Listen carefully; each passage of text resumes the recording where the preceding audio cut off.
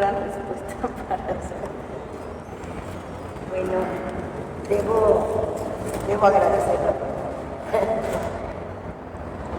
Yo empecé en la literatura hace 15 años cuando me jubilé, en Fomento a la Lectura, porque la directora de Casa de Cultura de la Chuapa, donde yo soy originaria, era el momento activo, el Fomento a la Lectura. Es un programa federal, el Fomento a la Lectura, o sea, está en todos los estados. Y en ese tiempo entramos al primer módulo en Jalapa. Entonces, después de como 5 módulos, nos dieron un diploma en que nos nombraban facilitadores. Ya no era fomento a la lectura, ya nada más éramos facilitadores. O sea, somos un intermedio. Pero después de ir a escuelas, a bachilleratos y a comités de padres de familia y todo lo que se requiera por el fomento a la lectura, bueno, nos enseñaron, y lo debo saber mejor que yo, técnicas para enganchar a los lectores, como miles de cosas, ¿no? Y fíjense que yo llegué a una conclusión, que hay un genito, debe de haber un genito.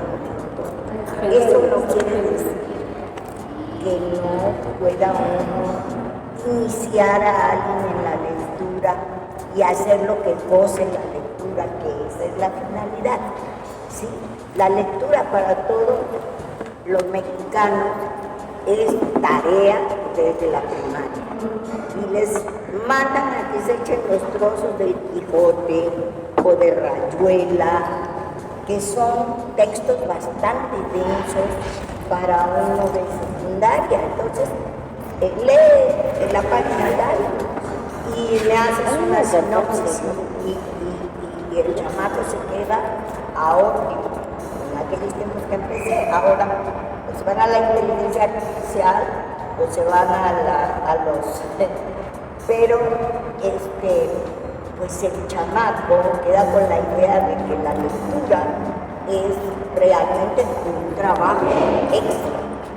Y luego si los papás no leen, si además nos ven leyendo y les dice la mamá, ¿qué haces ahí perdiendo el tiempo? Ponte a barrer o lávame los platos. Ya el adulto le transmite eso, de que está perdiendo, leer es perder el tiempo.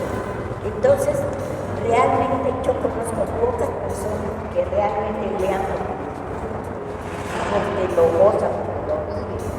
Porque aquí, como dice él, yo me involucro en la creación y a veces me duele pero entiendo que es terapéutico poder sacar esas cosas que el autor muy íntimamente dice en sus textos.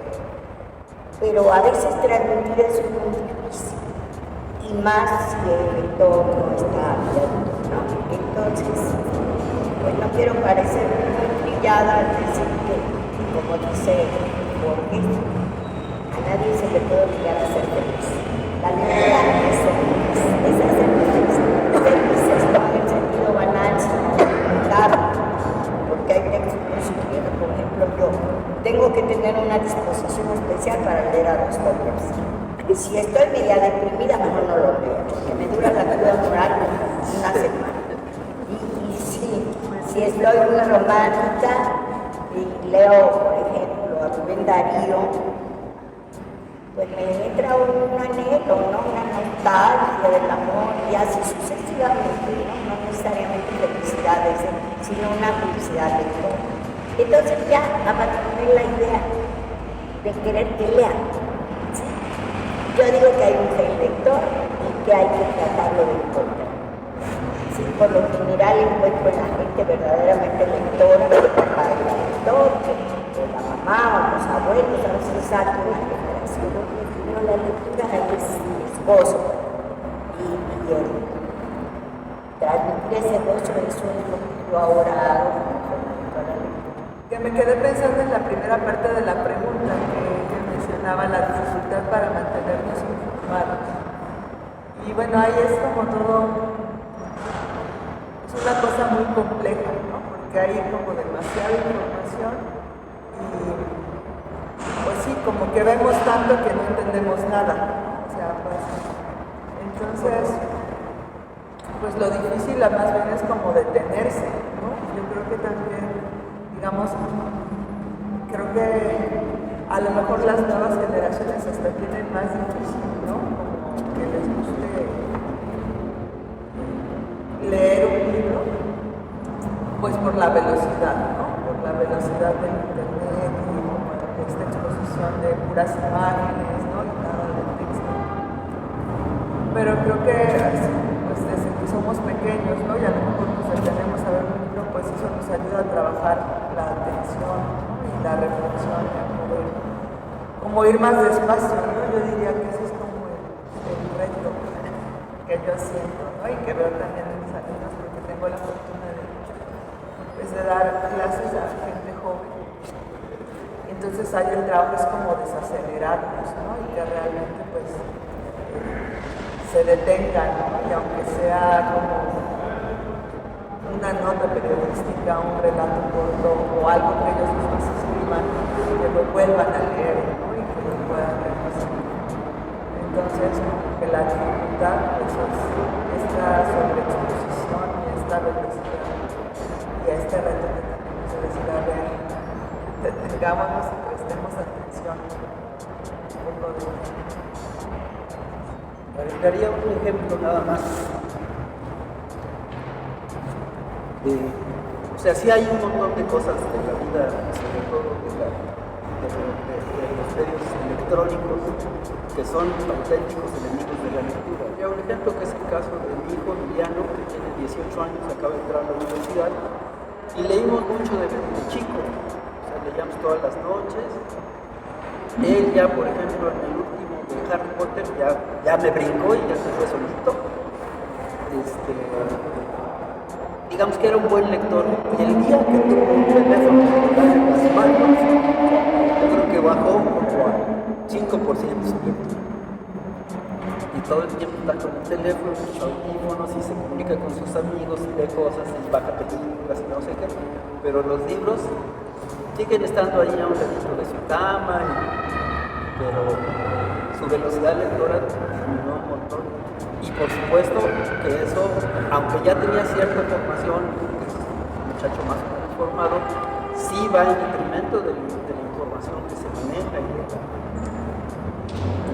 y de su propia formación de criterio.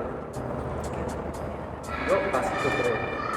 Hay algo bien interesante también de cómo se propicia el encuentro con los lectores o con el libro. A veces creo que puede ser, decíamos, ¿no? Un libro, el acceso al libro puede ser complicado por muchas cuestiones, ¿no? Económicas, de distribución, de los espacios, y todavía pensar en un espacio donde estén autores y que podamos conversar con ellos parece intimidante muchas veces.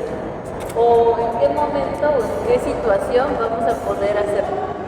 Y siempre, por ejemplo, bueno, yo también comparto este oficio con Alicia del fomento a la lectura.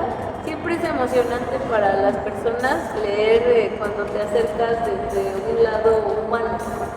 Saber que ese producto que tienen en las manos los hizo una persona igual que ellos, un ser humano. Y cuando en los clubes de lectura, por ejemplo, uno presenta un texto, un libro, etc., y ya lo leímos al revés de las presentaciones del libro. Primero se lee el texto y después va el autor. Siempre es motivo de fiesta, de emoción, saber que el autor va a visitar los espacios de lectura. Nunca me ha pasado que vaya un autor a un círculo de lectura y que la gente se vaya, no, al contrario, hasta se pelean los libros, ahorran, preguntan como si se comercializa. Y en el caso de cuando son distribución gratuita, pues es, o sea, todavía mejor. Entonces, de este lado de la promoción de los textos, también encontrar cuáles son a lo mejor estos textos que pueden conectar con los autores y que siempre habrá, pues suena, a lo mejor suena mal, ¿no? Pero un roto para un desconocido, pero un texto para un lector, siempre habrá un destino. Entonces, por ejemplo, yo me muero de ganas de que la agenda de esa, llevarlo a un club de lectura que tengo con adultas mayores, porque sé que los textos que ella escribe van a hacer clic muy rápido con las vivencias que ellas tuvieron o tienen. O por ejemplo ahora con este de Mariana, ¿no? A mí me encantaría llevarlo a un contexto donde las personas sufren esto, ¿no? Por cuestiones urbanas, etcétera, a lo mejor de edades o de lectores que estoy leyendo un fragmento, sé que puede haber un enganchamiento. Y también, por ejemplo, cuando hay estas lecturas como de fantasía o ciencia ficción, que también pegan mucho en espacios pues marginados o empobrecidos, porque siempre la literatura te hace soñar. Únete a la Libromanía y promovamos la lectura. Envía tu propuesta al correo electrónico angulo7contacto@gmail.com.